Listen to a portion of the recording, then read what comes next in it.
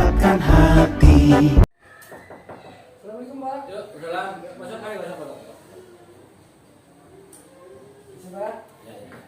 Ayo, Pak. Jadi, saya ini mau wawancara Pak. Ini saya salah satu tugas dalam grup 3.1 itu tentang nilai-nilai kebijakan dalam pengambilan suatu keputusan oleh seorang pemimpin Pak. Jadi di sini tugasnya di dalam demonstrasi kontekstual ini kita diminta untuk mewawancarai Bapak sebagai kepala sekolah.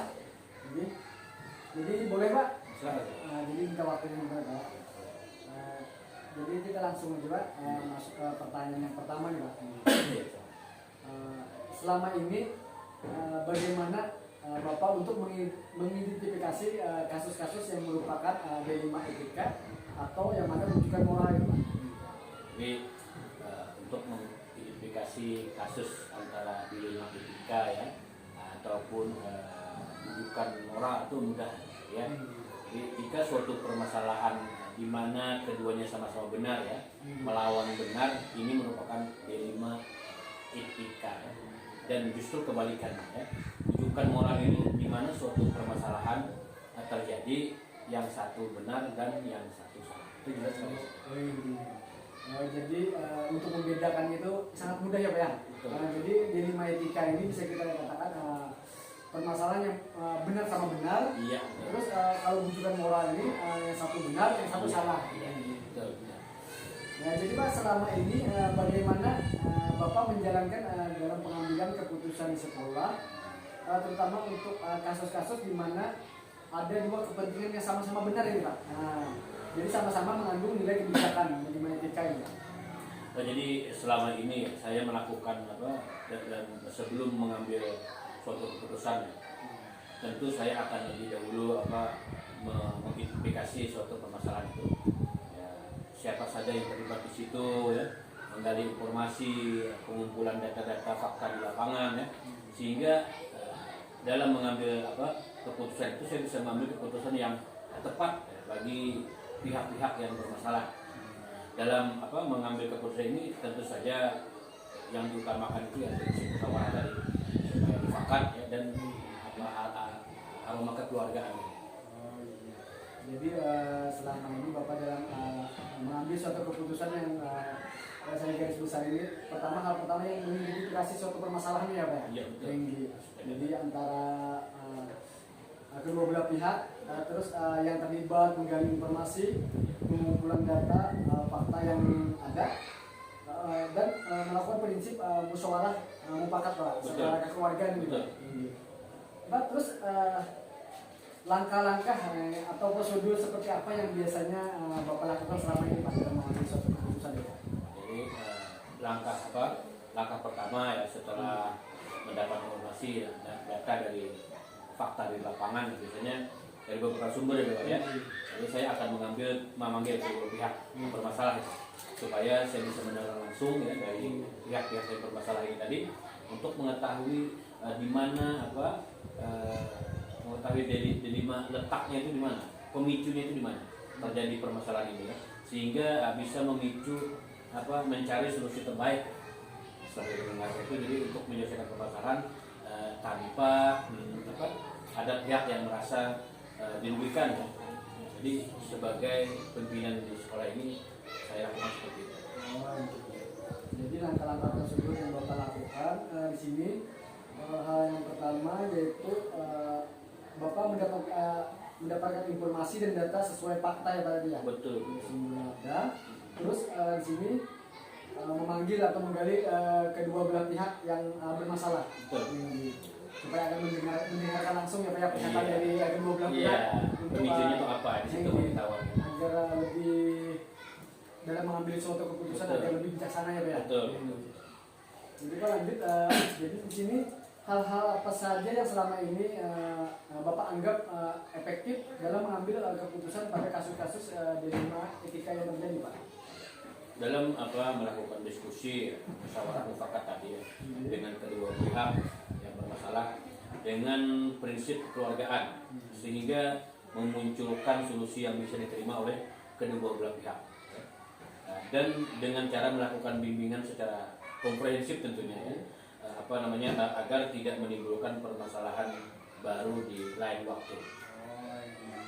Jadi hal-hal yang selama ini Bapak anggap efektif itu ya pertama ya melakukan diskusi musyawarah mufakat tadi ya, misalnya dengan kedua belah pihak yang bermasalah dengan prinsip kekeluargaan sehingga memunculkan solusi diterima kedua belah pihak ya Pak ya, ini agar terus tidak menimbulkan permasalahan baru lagi di lain waktu. Iya, masalah kan itu. Ya.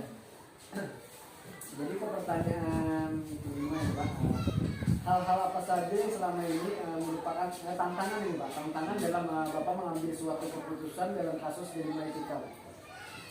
Jadi semenjak saya menjadi pimpinan di sini ya, Pak Soal di sini, tantangan yang saya hadapi itu dalam mencari setiap solusi yang tepat dengan solusi yang tepat. Keputusan yang saya ambil berpihak untuk orang banyak, itu mengutamakan risiko itu seminimal mungkin ya. Hal ini tidaklah mudah sebetulnya, tetapi saya yakin dengan didukung oleh seluruh pihak dan lingkungan sekolah pasti akan bisa melewati dan mengambil keputusan terbaik di setiap permasalahan. Jadi di sini tantangan yang dalam mengambil suatu keputusan di sini apa ya? Yang tantangannya untuk mencari solusi itu ya, mencari solusi yang tepat itu dalam suatu keputusan. Itu sebagai pemimpin itu cukup keras tapi dengan adanya dukungan dari seluruh pihak ya Pak yang terkait di sekolah pasti akan bisa melewati tantangan setiap keputusan yang diambil ya. Jadi Pak, apakah Bapak memiliki sebuah tatkala atau jadwal tertentu nih Pak dalam sebuah penyelesaian kasus dilema etika? Apakah Bapak langsung menyelesaikan di tempat saat itu kejadian atau memiliki sebuah jadwal untuk menyelesaikan bentuk atau prosedur seperti apa yang Bapak jalankan?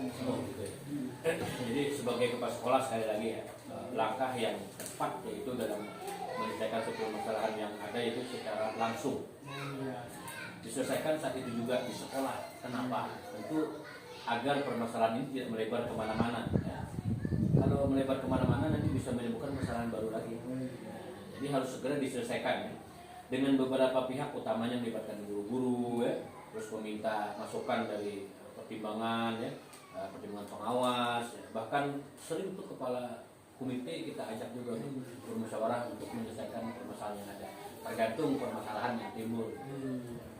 Itu di sini dalam menyelesaikan suatu penyelesaian kasus dilema etika ini Pak ya, yang semua penyelesaian yang tepat dan memiliki sebuah jadwal yang diselesaikan. Jadi di sini Bapak lebih baik menyelesaikan saat itu juga ya Pak, di hari itu juga selesaikan di tempat atau di sekolah ini. Betul. Jadi dengan melibatkan tergantung permasalahan yang ditimbulkan ya Pak. Melibatkan dewan guru tadi, terus kalau masalahnya makin berat kita melibatkan konsultasi dengan pengawas. Bahkan komite kita ya Pak. Iya, betul. Jadi adakah seseorang atau faktor-faktor yang selama ini mempermudah atau membantu Bapak dalam mengambil keputusan dalam kasus-kasus dilema etika ini Pak?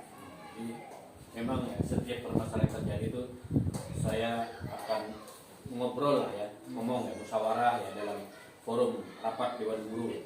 Kenapa? Agar tujuannya cepat mendapatkan solusi tadi.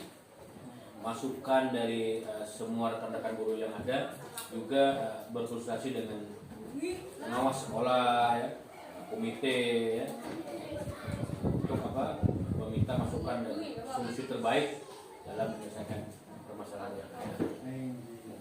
Jadi hal yang mempermudah itu ya Pak ya, dalam pengambilan suatu keputusan dalam kasus dilema etika yang terjadi ini, Bapak selalu mengutamakan mengobrol, musyawarah itu Pak. Betul. Itu kuncinya di situ. Dari dalam forum rapat ya Pak, dewan guru, tujuannya agar cepat tadi untuk mendapatkan solusi Pak. Karena saya sendiri tidak bisa, harus berkolaborasi itu. Jadi di sini musyawarah itu penting sekali ya Pak. Penting sekali. Suatu keputusan. Penting. Apalagi melibatkan orang banyak, jadi banyak pemikiran, banyak masukan pendapat ya Pak. Betul sekali. Jadi kita lanjut Pak. Dari semua hal dari semua hal yang telah disampaikan ini, pembelajaran apa yang dapat Bapak petik dari pengalaman Bapak mengambil suatu keputusan di 5 ITK Pak, sebagai masalah ini? Jadi sebagai kepala sekolah sekaligus pemimpin di sekolah ini, dalam mengambil suatu keputusan apapun harus berdasarkan kesepakatan bersama. Iya, yang dihasilkan dari musyawarah mufakat tadi, ya, serta siap bertanggung jawab atas keputusan yang diambil. Karena keputusan yang dihasilkan dengan kesepakatan bersama itu akan lebih mudah dalam menyelesaikan permasalahan yang ada. Selain itu komunikasi, ya, kolaborasi tadi, setiap pemangku kepentingan di sekolah itu dilibatkan. Ini harus melibatkan semua. Itu semua akan membantu dalam menangani setiap penyelesaian masalah dari suatu permasalahan. Jadi dalam di sini pembelajaran yang dapat kita petik ya Pak ya. Jadi yang pertama itu mengutamakan kesepakatan bersama ya Pak ya. Dalam hasil forum musyawarah mufakat tadi kita mencari kesepakatan antara yang berseteru ya Pak, antara yang membuat permasalahan. Terus sebagai pemimpin itu bertanggung jawab ya Pak, setiap keputusan yang sudah diputuskan itu ya. Terus menjalin komunikasi terus, kolaborasi untuk mengurangi tingkat permasalahan-permasalahan yang terjadi di sekolah ya Pak ya. Di sini saya dapat beberapa pembelajaran juga Pak dari Bapak nggih. Terima kasih Pak. Ini kita cukup sampai wawancara di sini tadi. Terima kasih atas waktunya Pak. Ini kembali ke kelas dulu Pak. Semangat Pak ya. Assalamualaikum Pak. Waalaikumsalam.